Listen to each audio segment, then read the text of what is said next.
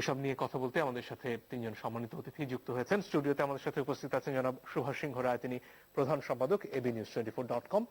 এছাড়াও সরাসরি আমাদের সাথে যুক্ত হয়েছেন ডক্টর এম জাকির হোসেন, তিনি সাবেক আঞ্চলিক উপদেষ্টা বিশ্ব স্বাস্থ্য সংস্থা এবং সাবেক পরিচালক আইডিসিআর। আছেন অধ্যাপক ডক্টর মোহাম্মদ সাইদুর রহমান, তিনি চেয়ারম্যান ফার্মাকোলজি বিভাগ, বঙ্গবন্ধু শেখ মুজিবুর রহমান মেডিকেল বিশ্ববিদ্যালয়। আপনাদের সবাইকে স্বাগত আমাদের অনুষ্ঠানে। শুরুতেই জনাব সুভাষ সিংহ রায়, আপনার কাছে আসতে চাই। যে পরিস্থিতিতে আমরা এখন রয়েছি সেখানে সরকারের তরফ থেকে এর আগে যখন এই যে লকডাউনটা এখন চলছে সে সময়ে বলা হলো দোকানপাট বন্ধ থাকবে, শপিং মল বন্ধ থাকবে। একটা পর্যায়ে কিছু সংখ্যক ব্যবসায়ী রাস্তায় নামলেন, এক ধরনের আন্দোলন হলো, সিদ্ধান্ত পাল্টে গেল, শপিং মল খুললো। এবারে বলা হচ্ছিল সবকিছু বন্ধ থাকবে, পোশাক ব্যবসায়ীরা একটা সংবাদ সম্মেলন করলেন, পরদিন আমরা দেখলাম যে পোশাক কারখানা সহ অন্যান্য কারখানা খোলা থাকবে। এর পর্যন্ত সিদ্ধান্ত ছিল যে ব্যাংকগুলো বন্ধ থাকবে, আজকে এসে আবার সিদ্ধান্ত হলো যে ব্যাংকও খোলা থাকতে হবে এই ব্যবসাগুলোর স্বার্থে। আমরা কি তাহলে বিজ্ঞান নির্ভর না হয়ে এক ধরনের ব্যবসায়ী বান্ধব লকডাউনের দিকে যাচ্ছি? আপনাকে অনেক শুভেচ্ছা, আপনার সুস্বাস্থ্য কামনা করছি। দুজন বিশেষজ্ঞ এখানে যুক্ত আছেন। অনেক সময় অনেক প্রশ্নের উত্তর দেওয়া খুব কঠিন হয়ে দাঁড়ায়। মাননীয় প্রধানমন্ত্রী গতকাল আজকেই তিনি যে জাতির উদ্দেশ্যে যে ভাষণ দিয়েছেন, মূলত নববর্ষ উপলক্ষে তিনি প্রতি বছরই কিন্তু যখন থেকে তিনি নববর্ষকে জাতীয় উৎসব ঘোষণা করেছেন তার সময় থেকে তিনি এই কাজটি করছেন। জাতির উদ্দেশ্যে একটি তার ভাষণ থাকে, সেখানে তিনি এই করোনা ব্যবস্থাপনা নিয়েও কিন্তু বিশেষভাবে উল্লেখ করেছেন। সবাই স্বাস্থ্যবিধি মানলে করোনা যে আমরা নিয়ন্ত্রণে সক্ষম হব তিনি খুব দৃঢ়তার সাথে উল্লেখ করেছেন এবং আবারও বলেছেন বেঁচে থাকলে আমরা সব গুছিয়ে আনতে পারবো। অতএব বেঁচে থাকাটাই কিন্তু এখন সবচেয়ে গুরুত্বপূর্ণ বিষয়। খুব গুরুত্বপূর্ণ কথা বলেছিলেন 2020 সালে টাটা গ্রুপের রতন টাটা। তিনি বলেছিলেন 2020 সালে বেঁচে থাকাটাই লাভ ক্ষতি নিয়ে ভাববেন না এবং জীবনের অনেক অঙ্ক নিয়ে মিলাবেন না। আমরা 2020 সাল যেটাকে বলেছিলাম বিষময় বিষ, কিন্তু 2021 দেখলাম আরো ভয়ঙ্কর আকারে আমাদের সামনে হাজির হলো। আমরা কি সবকিছু ঠিকঠাক মতো করতে পেরেছি কিনা সে প্রশ্ন তো আছেই। অনেক সময় অনেক যারা বিজ্ঞ মানুষ তারা কিন্তু কোনো ব্যাপারে কোনো মন্তব্য করতে চান না। বিখ্যাত সাহিত্যিক কবি সুনীল গঙ্গোপাধ্যায় আনন্দবাজার পত্রিকায় একটা ধারাবাহিক কলাম লিখতেন প্রতি রোববারে। সেটা ছিল, তার শিরোনাম ছিল যা দেখি যা শুনি একা একা কথা বলি। এটা গত বছর বই আকারে বেরিয়েছে, আনন্দ থেকে বেরিয়েছে, যা দেখি যা শুনি একা একা কথা বলি। আমাদের অনেকগুলো চ্যালেঞ্জ সামনে আছে, এটা মানতে হবে। বাংলাদেশের 17 কোটি মানুষের দেশ এবং সেখানে অনেক রকম চ্যালেঞ্জ রয়েছে। কেননা 2020-এ বিশেষ করে আমাদের যে মানুষগুলো ক্ষতিগ্রস্ত হয়েছে তারা কিন্তু ক্ষতি পোষানোর কোনো সুযোগ পায়নি। আবার এটাও ঠিক যে যেভাবে বলা হয় যে একেবারেই 21 দিন 14 দিন কোনোভাবেই মানবো না, কোনোভাবেই আমি ঘরে আটকে থাকবো না কো বদ্ধ ঘরে। আর জগৎটাকে দেখতে গেলে আপনাকে সেই স্বাস্থ্যবিধির ব্যাপারটি যখন সামনে এসে যায় আপনাকে কিন্তু মানতে হয়। আমরা যদি সবাই মিলে না মানি, অল্প কিছু লোক মানলে কিন্তু সরকারের যে সিদ্ধান্ত সেখানে বৈজ্ঞানিক ভিত্তি কোথায়? যে এক সপ্তাহের লকডাউনের কথা বলা হচ্ছে, রোগের যে ছড়ানোর জন্য যে ইনকিউবেশন পিরিয়ডের কথা বলা হয় সেটা তো 14 দিন বা 2 সপ্তাহ। তাহলে এক সপ্তাহের অর্থটা কি? আপনি যে প্রশ্নটি করলেন এই প্রশ্নটি অনেকের মনে যেমন আছে, আবার এটাও জানেন যারা একেবারেই অনেক কিছু বোঝেন না, কিন্তু এইটুকু বোঝেন যেটা শুধু 7 দিনের জন্য শুরু হয়নি। অতএব সেটা কিন্তু তারা মেনে নিয়েই কিন্তু মাথায় রেখেই, মেনে নেওয়া না বললেও মাথায় রেখেই কিন্তু তারা যা যা বলার, যা যা করার, যা যা বিক্ষোভ করার, যা যা বক্তব্য দেওয়ার তারা তা দিচ্ছে। আপনি ভিয়েতনাম, কম্বোডিয়া, আমার সাথে গার্মেন্টস শিল্পের একটা বড় রকম প্রতিদ্বন্দ্বিতা রয়েছে। তারা প্রথম দিকে ভিয়েতনাম যেভাবে করোনা নিয়ন্ত্রণ করতে পেরেছিল পরের দিকে সেটা কিন্তু পারেনি। তাদের ভ্যাকসিনেশন প্রোগ্রামও কিন্তু আমাদের চেয়ে কিন্তু গতি বেশি পায়নি। কম্বোডিয়াতেও একই অবস্থা। কম্বোডিয়াতে ভিয়েতনামের চেয়ে সংক্রমণটা কিছুটা কম, কিন্তু তারাও কিন্তু এই গার্মেন্টস ইন্ডাস্ট্রি, বিশেষ করে কারখানা বন্ধ করেনি। আমাদের প্রতিদ্বন্দ্বিতা কিন্তু তাদের সাথে। তো এটা যখন আমি হিসাব করব তখন এক ধরনের হিসেব। আবার যখন অন্য সব মানুষকে যখন বলবো যে আপনার ঘরে থাকতে হবে, তখন তাদের মধ্যে কিন্তু ওই জায়গাটা এসে যায় যে ওরা পারলে আমি পারবো না কেন। আর এই যে সিদ্ধান্তের দোদুল্যমানতা, সেটা কি আপনি বুঝতে পারেন কেন? এই যে ব্যাংকের কথা একবার বলা হলো বন্ধ থাকবে, পরে আবার সেটা পরিবর্তন হলো একেবারে শেষ মুহূর্তে, এগুলো কিসের জন্য হচ্ছে? আমি আপনাকে খুব খোলামেলা বলি, আমি সব কথার উত্তর কিন্তু আমার কাছে নাই, কিন্তু এইটুকু আছে, আপনি গতবারে যে 62 দিনের সাধারণ ছুটি, সেটাতেও অনেক কিন্তু প্রান্তিক বিচ্যুতি ছিল, কিন্তু এর একটা ইতিবাচক ফল আমরা পেয়েছিলাম। আমরা যদি মানে এইরকম সার্বিকভাবে আপনি যদি 70%, 80% যদি আমি এই বিধিনিষেধটি কার্যকর করতে পারি, আমার ধারণা সেটাতেও আমাদের একটা লাভের জায়গা তৈরি হবে। এটা আমার কাছে মনে হয়। আমি সবকিছু পূর্ণাঙ্গভাবে করতে পারছি না, এবং যেটা ভারতও পারেনি, অনেক দেশেই পারেনি, অনেক উন্নত রাষ্ট্রও পারেনি। জি, ধন্যবাদ। অধ্যাপক সাইদুর রহমান, আপনার কাছে এই পর্যায়ে আসতে চাই। এই যে নানান ধরনের বিপরীতমুখী সমস্যার মধ্যে আমরা পড়েছি, সেখানে একদিকে যেমন এই এক সপ্তাহের লকডাউন, যেটা অনেকে ধরে নিচ্ছেন হয়তো লম্বা হতে পারে, কিন্তু সরকারের তরফ থেকে বলা হচ্ছে না। অন্যদিকে ফেরিঘাটগুলোতে মানুষের উপচে পড়া ভিড়, সবাই ঢাকা ছাড়ছেন, ঈদের মতন অবস্থা। অন্যদিকে একদল মানুষ হাসপাতালে হাসপাতালে ঘুরছেন, অ্যাম্বুলেন্সে অপেক্ষা করছেন, অক্সিজেন সময় মতো পাচ্ছেন না, আইসিইউ তো একেবারে দূরগত স্বপ্নের মতন হয়ে যাচ্ছে অনেকের জন্য। এই অবস্থায় আসলে করণীয়টা কি? আপনাদের এখানে তো বেশ কয়েকবার আমরা কথা বলেছি, বেশ কিছু টেলিভিশনে, ইভেন এই যে সুভাষ সিংহ রায় ওনার সঙ্গে গতকালকেও একটি টক শোতে কথা বলছিলাম। বাস্তবে উনি যেভাবে বললেন, আসলে এটাই বাস্তবতা, যে আমরা আসলে গত 1 বছরে বিভিন্ন পর্যায়ে বিভিন্ন যা কর্মকাণ্ড হয়েছে, তার মধ্যে ত্রুটি বিচ্যুতি ছিল, এবং তার এই ত্রুটি বিচ্যুতিপূর্ণ ইন্টারভেনশন গুলো কিছু বেনিফিট আমাদেরকে হয়তো দিয়েছে। কিন্তু আমরা যদি একটু আজকে হিসাব করি, যে আজকে যে বিচ্যুতি 3-4টা বিচ্যুতির কথা আপনি উল্লেখ করলেন, প্রথম হচ্ছে ঘোষণা দিয়ে 48 ঘন্টা সময় দেওয়া। এটা হচ্ছে সবচেয়ে বড় ডিফেক্ট। লকডাউনের যে বেস্ট স্পিরিট, যদি আসলে সংক্রমণের বিস্তার রোধ, মানুষের মুভমেন্ট রোধ করাই উদ্দেশ্য হয়, তাহলে ঘোষণা দিয়ে 48 ঘন্টা সময় দিলে, এবং তখন যদি আমরা বলি যে ওনারা শহরে আটকে গেলে খাবার দিতে পারতাম না, তাই তাদেরকে গ্রামে পাঠিয়ে দিতাম, তাহলে তো রোগ পাঠিয়ে দিলাম। অতএব এটা হচ্ছে প্রথম। দ্বিতীয়ত যেটা বলছেন যে হ্যাঁ, ব্যবসার সঙ্গে আসলে সম্পর্কটা কি, অর্থনীতির হিসাবটা শুধুমাত্র যারা ব্যবসা করেন তারাই বোঝেন, আর যারা মানুষের জীবন নিয়ে কাজ করেন তারা অর্থনীতি বোঝেন না, এরকম ভাবলে আবার অসুবিধা। এটা বুঝতে পারা দরকার। আজকে আপনি যাদের কথা বললেন যে হাসপাতালে হাসপাতালে ঘুরছে, প্রাণ হারাচ্ছে, প্রাণের কোনো মূল্য নেই, ওই প্রাণের ওই পরিবারের যে অর্থনৈতিক মূল্য পরিশোধ করতে হচ্ছে, এটার এই মুহূর্তে 1.5 লক্ষ, মানে স্বীকৃত ভাবে আমাদের হিসাবে 1,20,000 মানুষ আক্রান্ত, কোভিড আক্রান্ত, যারা সুস্থ হয়নি। এরকম লক্ষ লক্ষ কোভিড আক্রান্ত মানুষ তৈরি হবে যারা সুস্থ হবেন না, তাদের বিরাট একটি স্বাস্থ্য বার্ডেন ক্রিয়েট হবে না? আমরা শুধু হিসেবটা সবসময় করছি, অর্থনীতির ব্যাংক সেক্টর খুলে দিলে একদিন বন্ধ থাকলে 1,000 কোটি টাকার ক্ষতি।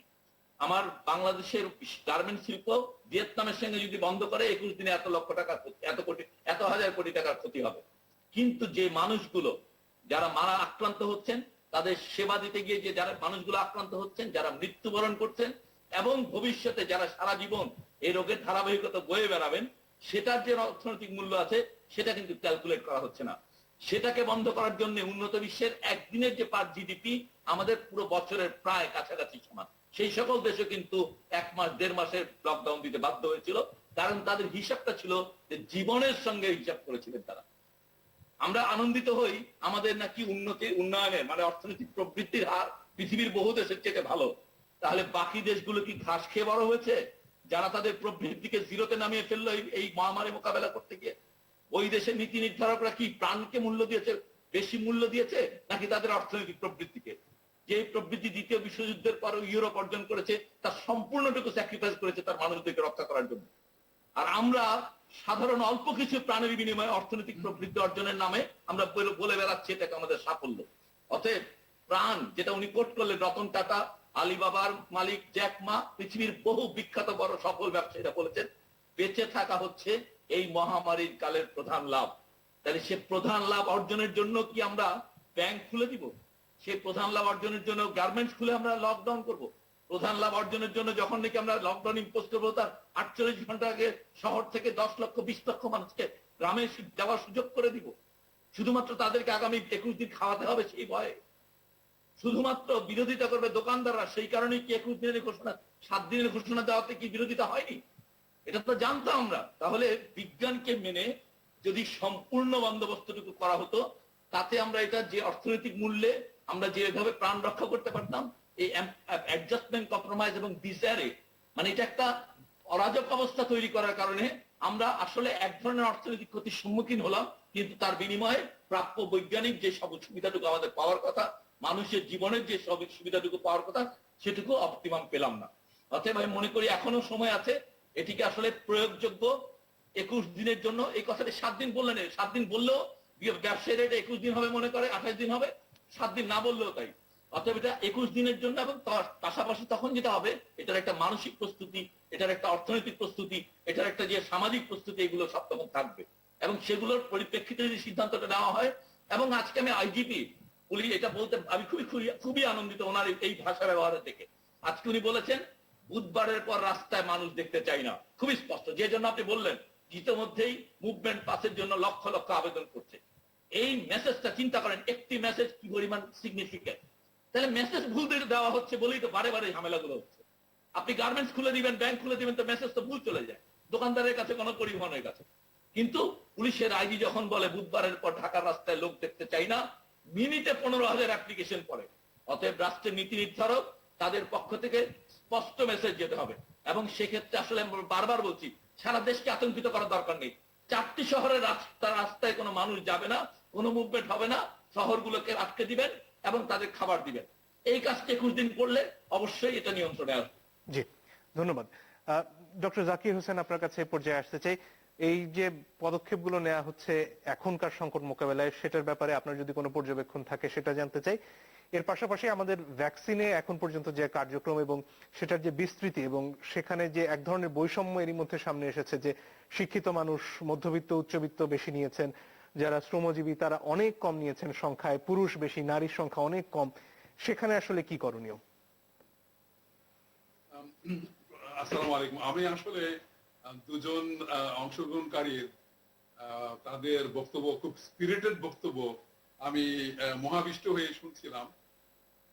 আমার যে মতামত সেটা হলো, প্রফেসর খসরু যে কথাটা বলেছেন 21 দিন, এটা কিন্তু আসলে 7 দিন 10 দিন 14 দিন না। এটা যদি আমি লকডাউন করি তো এটা 21 দিন হতে হবে। কারণ অনেক সময় এটা কেন আমরা করছি, এটা হলো শুধু ইনকিউবেশন পিরিয়ড না, মানে যখন সুপ্ত অবস্থা থাকে সংক্রমণ সেটা না, তারপর যখন এটা প্রকাশিত হয়, লক্ষণাদি প্রকাশ পায় এবং অন্যদের মধ্যে সংক্রমিত হয়, এবং সংক্রমণের যে সময়টা, এই সবকিছু চিন্তা করে কিন্তু 2 সপ্তাহতেও হয়তো সম্ভব হবে না। কারণ কোনো কোনো ক্ষেত্রে, কিছু কিছু ক্ষেত্রে আপনার সুপ্ত অবস্থা, লক্ষণাদি প্রকাশ 2 সপ্তাহের পরেও হয়। 3 সপ্তাহ মোটামুটি আমরা নিশ্চিত যে এই সময়ের মধ্যে যদি লকডাউন করা হয়, এক হলো লকডাউন এবং একদম মানে নিশ্ছিদ্র লকডাউন এক, আর এটা হলো যে সবাই মুখোশ পরে। আমরা যদি আজকে পুরো জাতি 3 সপ্তাহ যদি মুখোশ পরে বের হই, আর 6 ফিট দূরত্বে থাকি প্রত্যেকের কাছ থেকে, আমার পরিবারে যারা আছে তাদের বাইরে যারা আছে তাদের কাছ থেকে, আত্মীয় হোক বন্ধু হোক যেই হোক, 6 ফিট দূরে থাকি, সবাই মুখোশ পরি ঠিক মতো 3 সপ্তাহ, তাহলে এই রোগটা কিন্তু এমনি চলে যাবে। কারণ সেই ভাইরাসটা যার মধ্যে গেছে সেখান থেকে আর কারোর মধ্যে যেতে পারবে না, এবং 3 সপ্তাহ পরে ভাইরাসটা যার মধ্যে গেছে ওখানেই মারা যাবে। এখন এটা আমরা কি করে মানুষকে বোঝাবো, মানুষকে কি করে এটা বাধ্য করবো যে ভাই আপনি, বোন আপনি মুখোশ পরেন, 6 ফিট দূরে থাকেন? খুব খুব কঠিন কাজ না, কিন্তু এই বিশ্বাসটা কেন আনতে পারছে না মানুষ, কেন আমরা তাদেরকে আনাতে পারছি না, এটা আমি জানি না। আর যদি আপনি পদক্ষেপ নেন কি বলে লকডাউনের, তাহলে কিন্তু এটা নামে না, কাজে হতে হবে। ওই একজন মানুষ কিন্তু এখন 5 জন মানুষের মধ্যে সংক্রমণ করছে, 5 জন মানুষ 25 জনের মধ্যে সংক্রমণ করছে। আপনি যদি 5 জন মানুষকে যদি আটকাতে না পারেন, 25 জনের মধ্যে যাবে, ওই 25 জনের প্রত্যেকেই আবার 5 জনের মধ্যে ছড়াবে, খুব তাড়াতাড়ি ছড়িয়ে যাবে। 1 জন 2 জন 5 জন যদি এখান থেকে ফাঁকগুলো চলে যায় এই লকডাউনের, তাহলে কিন্তু এই লকডাউনে কোনো কাজে লাগবে না। সুতরাং এখানে আমাদের আমার লকডাউন হতে হবে নিষিদ্ধ। ভ্যাকসিনের কথা যেটা বললেন, ভ্যাকসিন এখন আমি একদম পরিষ্কার ভাবে বলি, এখন যে ভ্যাকসিন গুলো আছে, আপনি মডার্না বলুন, ফাইজার বলুন, যেগুলো বলছে 95% 95% তারা সফল, তাদের কথা বলুন, অ্যাস্ট্রাজেনেকার কথা বলুন, জনসনের জ্যানসেন ভ্যাকসিনের কথা বলুন, এগুলো কোনোটাই কিন্তু পরিপূর্ণভাবে সংক্রমণ বন্ধ করতে পারবে না। এখন যে নতুন যে ভ্যারিয়েন্ট গুলো আছে, আপনার দক্ষিণ আফ্রিকার, ব্রাজিলের, আমেরিকাতে নতুন এসছে, ইন্ডিয়াতে 2টা নতুন এসছে, ইংল্যান্ডে তো আছে।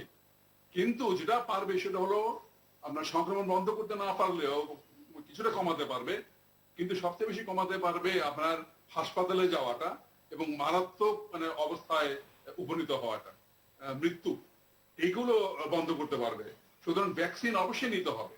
ভ্যাকসিন, তবে ভ্যাকসিনটা আমি ভ্যাকসিন নিলে আমার যতক্ষণ উপকার হবে অন্যের উপকার হবে না, অন্যের মধ্যে আমি সংক্রমণ করবো। সুতরাং ভ্যাকসিন সবাই নিতে হবে, যাই পাওয়া যায়। এখানে কিন্তু কোনো ব্যত্যয় ঘটানো চলবে না। শুধুমাত্র আপনার লকডাউন, শুধুমাত্র আপনার মুখোশ নিয়ে কাজ হবে না। ভ্যাকসিন এর সাথে যোগ না হলে, পরিপূর্ণ যদি আমি ব্যবস্থা না নেই, তাহলে কিন্তু এটা নিয়ন্ত্রণ হবে না। এর পাশাপাশি যে প্রশ্নগুলো সামনে আসে, যে বলছিলেন দক্ষিণ আফ্রিকা ভ্যারিয়েন্ট বলুন বা যুক্তরাজ্যের ভ্যারিয়েন্ট, এগুলোর ক্ষেত্রে আমরা যে ভ্যাকসিনটা পাচ্ছি অ্যাস্ট্রাজেনেকা, সেটা কতদূর কাজ করছে সেটার ব্যাপারে কি তথ্য আসছে এখন? যেটা আমি বললাম, আসলে দক্ষিণ আফ্রিকা কিন্তু অ্যাস্ট্রাজেনেকার টিকাটা বন্ধ করে দিয়েছে, এবং গতকালকে আমেরিকা জনসনের টিকা বন্ধ করে দিয়েছে। এখন ঠিক আমি যেটা বলছিলাম যে সংক্রমণ হয়তো এটা বন্ধ করতে পারবে না, কিন্তু হাসপাতালে যাওয়া বা মারাত্মক অবস্থায় যাওয়া, এইটা অ্যাস্ট্রাজেনেকার টিকাও কিছুটা বন্ধ করতে পারবে। একেবারে যেটা কাজের না তা না, কাজ করবে কিছুটা। ধন্যবাদ। একটা বিরতির সময় হয়ে গেছে, দর্শক একটু পরে ফিরে আসছি।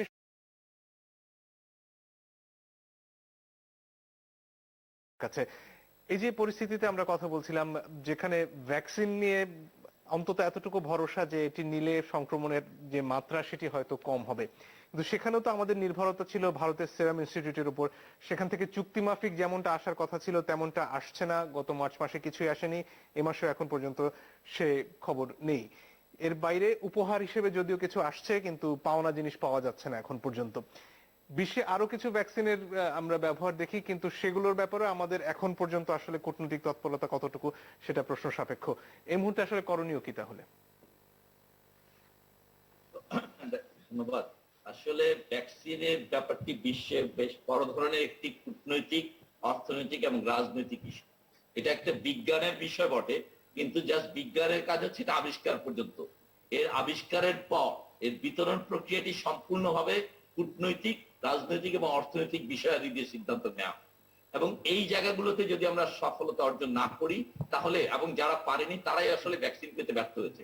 আপনারা খেয়াল করবেন, এবার কিন্তু বিশ্বের দরিদ্র দেশ এবং মধ্য আয়ের দেশগুলোর জন্য একটা উদ্যোগও নেওয়া হয়েছিল যে তাদের শতকরা 20% জনগোষ্ঠীর জন্য কোভ্যাক্স নামে একটা উদ্যোগ নিয়ে তাদের ভ্যাকসিন পাওয়ানোর চেষ্টা করবে। তারা কিন্তু কিছু ভ্যাকসিন হয়তো দেওয়া শুরু করেছিলেন ফেব্রুয়ারিতে কিছু, তারপর থেকে আর কোনো ভ্যাকসিন কোথাও খুব একটা দিতে পারেননি। আমরা আশা করছি এই মাস থেকে মে মাসে হয়তোবা কিছু ভ্যাকসিন তাদের কাছ থেকে পাওয়া যাবে। এখন প্রশ্ন হচ্ছে যে একটি মাত্র কোম্পানির ভ্যাকসিনের উপরে সবার নির্ভরশীলতা কেন? এটি সস্তা, এটি 2 থেকে 8 ডিগ্রিতে রাখা যায়, এবং এটির উপরে দায়িত্ব হচ্ছে গ্যাভির ভ্যাকসিন উৎপাদনে। সেই কারণে এর সঙ্গে সম্পৃক্ততা বা এর প্রতি নির্ভরশীলতা বেশি। কিন্তু পৃথিবীতে কোটি কোটি, আমি নাম বলতে পারি একটা একটা করে, স্পুটনিক ভি, সাইনোফার্ম, সাইনোভ্যাক, কিউবার ভ্যাকসিন এখন ফেজ 3 তে চলে আসছে। এরকম অজস্র ভ্যাকসিন কোটি কোটি মানুষকে 15-20টি দেশে দেয়া হচ্ছে। এখন আমরা যে কথাটা বারবার বলতাম যে বিশ্ব স্বাস্থ্য সংস্থার অনুমোদন ছাড়া ভ্যাকসিন বাংলাদেশ প্রস্তুত করবে না, সে করতে গিয়ে আমরা দেখেছি সে বিশ্ব স্বাস্থ্য সংস্থার অনুমোদিত যে 6-5খানা ভ্যাকসিন, তার মধ্যে দুটোর অবস্থা আপনারা দেখেন। একটি হচ্ছে অ্যাস্ট্রাজেনেকা, যুক্তরাষ্ট্র সেটার অনুমোদন দেয়নি। আমি শুধু যুক্তরাষ্ট্রের উদাহরণটা বলছি বোঝার জন্য, যে ওদেরকে তো আমরা মনে করি যে ওরা সবচেয়ে বিজ্ঞানে অগ্রসর এবং মোরল, তারা এটার কিন্তু অনুমোদন দেয়নি। দ্বিতীয় বিশ্ব স্বাস্থ্য সংস্থার অনুমোদিত একটি ভ্যাকসিন জনসন এন্ড জনসন, এইমাত্র স্যার বললেন এটার অনুমোদন দিয়েছেন। 68 লক্ষ লোক ওই ভ্যাকসিন নেওয়ার পরে মাত্র 6 জন মানুষের মধ্যে 6 জন মহিলার পার্শ্ব প্রতিক্রিয়ার জন্য সেটি ব্যবহার বন্ধ করেছে গতকাল, এফডি এবং ইয়ে মিলে। সিডিসি মিলে। 68,06,000 পার্শ্ব প্রতিক্রিয়ার জন্য ভ্যাকসিন বন্ধ কি একটি বিজ্ঞানের সিদ্ধান্ত নাকি রাজনৈতিক অর্থনৈতিক কূটনৈতিক সিদ্ধান্ত? যেই দেশে ফাইজার, বায়োএনটেক এবং মডার্না তার নিজের, এই দুটোই তার নিজের, ফাইজার তার নিজস্ব মডার্না তার নিজের, ফাইজারের পার্টনার আছে কিন্তু জার্মান। এই যে পশ্চিমা নিয়ন্ত্রণের সম্পূর্ণ দুটি ভ্যাকসিনকে বিশ্বজুড়ে রাজত্ব করার সুযোগ সৃষ্টির জন্য তার প্রতিদ্বন্দ্বী ভ্যাকসিন এবং চাইনিজ, রাশিয়ান, কিউবান অন্যান্য উচ্চ থেকে আসা ভ্যাকসিন গুলোকে বিশ্ব বাজারে প্রতিযোগিতায় আসতে না দেওয়া, মানুষের কাছে অ্যাক্সেসিবল না করার যে একটি পদ্ধতি প্রক্রিয়া পৃথিবীতে আছে, আমাদের বাংলাদেশকে আসলে এই ব্যাপারটা আসলে যথেষ্ট স্মার্টলি হ্যান্ডেল করা দরকার। আমরা আমাদের মাননীয় প্রধানমন্ত্রীকে লক্ষ্য করেছি, কোভ্যাক্সের বক্তৃতায় তিনি এই বিষয়টিকে খুব স্পষ্ট উচ্চারণ করেছিলেন, কিন্তু তার ধারাবাহিকতা অনুযায়ী আজকে স্পুটনিক ভি অথবা সাইনোফার্ম প্রকিউরমেন্টের ক্ষেত্রে কিন্তু আমরা সেই দক্ষতা দেখাতে পারিনি।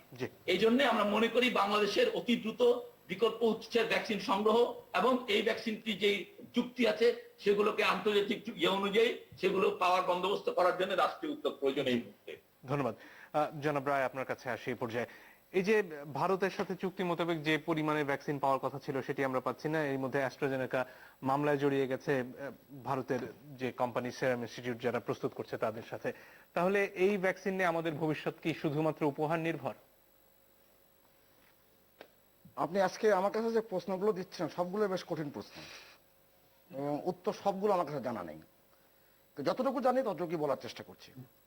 মাননীয় প্রধানমন্ত্রী তিনি যে জাতির উদ্দেশ্যে ভাষণ দিয়েছেন, রবীন্দ্রনাথ ঠাকুরের বিচিত্রা কাব্যগ্রন্থের অসাধারণ সেই কবিতাটি তিনি পাশ করেছেন এবং সেখানে নিশি অবসান ওই পুরাতন বছরের যে কথাগুলো তিনি বলেছেন যে বর্ষ হলো গত, বন্ধু হও শত্রু হও যে যেখানে রও, ক্ষমা করো আজিকার মতো পুরাতন বছরের সাথে পুরাতন অপরাধ যত।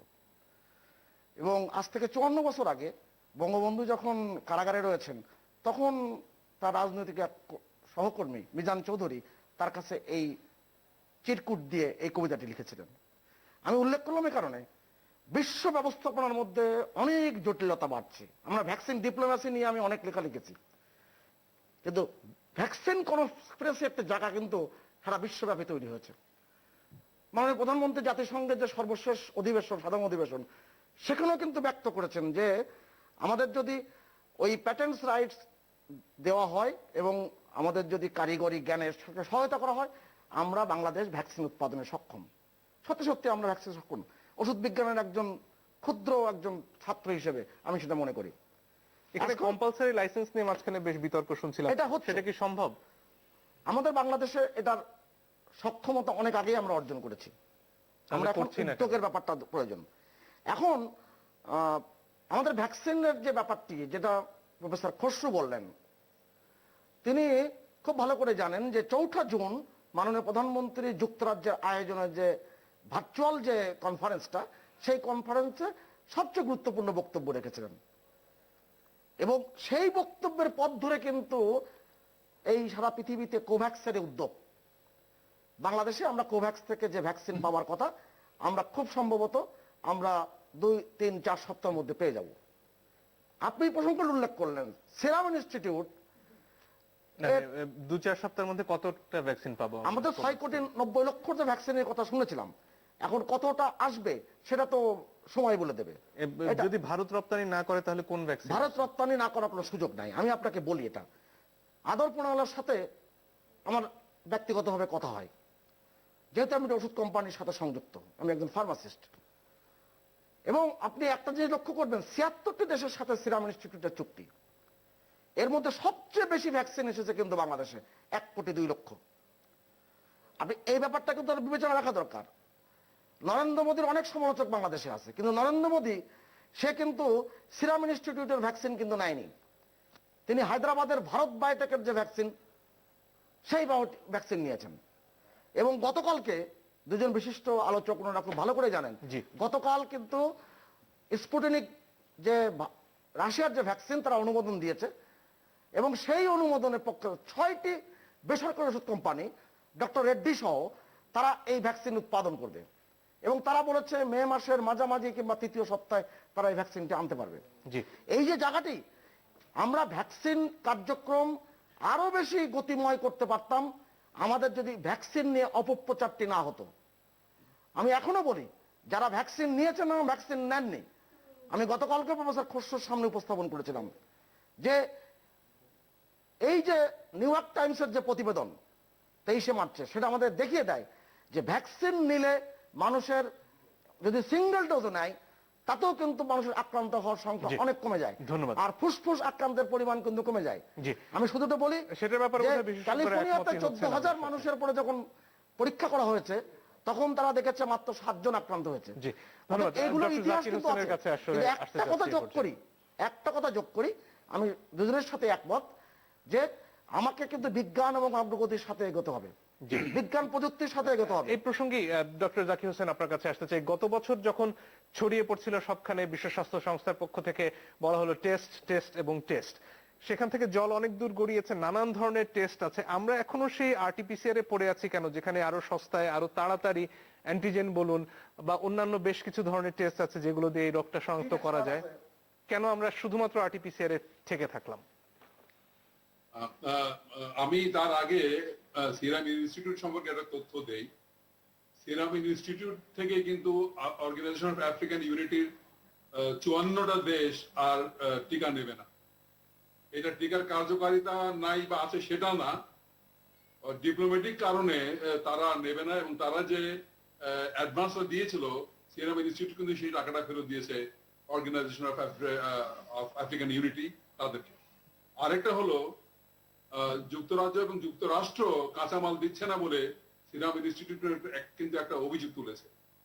অক্সফোর্ড অ্যাস্ট্রাজেনেকার সাথে সিরাম ইনস্টিটিউট একটা চুক্তি ছিল, তারা $4-5 ভ্যাকসিন বিক্রি করবে এবং কোভ্যাক্সকে ভ্যাকসিন দেবে, এবং এর মধ্যে হঠাৎ করে তারা বললো তারা এরপরে $11 নিচে আর ভ্যাকসিন দেবে না, এবং তারা ভ্যাকসিন কোভ্যাক্সকে দিতে পারবে না, অন্য কাউকে দিতে পারবে না, কারণ তাদের দেশের জন্য লাগবে।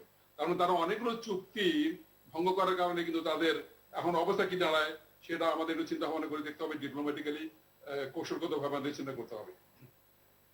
আর আপনি যেটা টেস্টের ব্যাপারে জানতে চাচ্ছিলাম। জি, টেস্টের কথাটা, টেস্টের কথা, টেস্টের অবশ্যই আরটিপিসিআর হলো যেটাকে বলা হয় গোল্ড টেস্ট, কিন্তু সেটাও আসলে যখন আমি নাক আর মুখ থেকে যদি নমুনা নেই তো সেটা 67 এটা সেন্সিটিভ থাকে। মানে যদি 100 জনের রোগ হয় তাহলে 67 রোগীকে আমি চিহ্নিত করতে পারবো, যদিও তার লক্ষণ প্রকাশ নাও পায়। এমনকি প্রথম দিনেও যদি একটা ভাইরাসও যদি থাকে আমি এটাকে চিহ্নিত করতে পারবো। আর অ্যান্টিজেন টেস্টটা তখনই শুধু চিহ্নিত করতে পারবে যখন লক্ষণাদি পরিপূর্ণভাবে প্রকাশ পেয়েছে। তারপরেও কিন্তু সবচেয়ে ভালো অ্যান্টিজেন টেস্টটা কিন্তু আরটিপিসিআর এর 95% কাছাকাছি যায়। তার মানে হলো এখানে যদিও এখন বলা হচ্ছে যে আপনার যে অ্যান্টিজেন টেস্টে বিভিন্ন ধরনের ফর্মুলেশন এসছে, একটা ওভার দ্য কাউন্টারের বিক্রি শুরু হয়েছে আমেরিকাতে, এফডিএ ইতোমধ্যে এটাকে অ্যাপ্রুভাল দিয়েছে। কাউন্টারে গেলে 14 বছরের উপরের বয়সে যারা মানুষ আছে তাদেরকে বিক্রি করবে এবং তারা এটা পরীক্ষা করতে পারবে। কিন্তু এটা হলো সবই স্ক্রিনিং টেস্ট, মানে যখন আমি একটা পজিটিভ পাই তখন একদম নিশ্চিত যে ইনি পজিটিভ।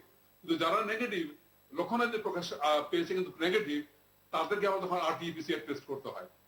তো যদিও অ্যান্টিজেনের অনেকগুলো ফর্মুলেশন আছে, এটা কিন্তু আমাদের চিন্তা করতে হবে যে যদি বিভিন্ন ফর্মে বিভিন্ন অবস্থায় আমাকে তখন আরটিপিসিআর এর কাছে যেতেই হবে। ধন্যবাদ। একটা বিরতির সময় হয়ে গেছে, আবারও দর্শক একটু পরে ফিরে আসবো, সঙ্গে থাকবেন আশা করি।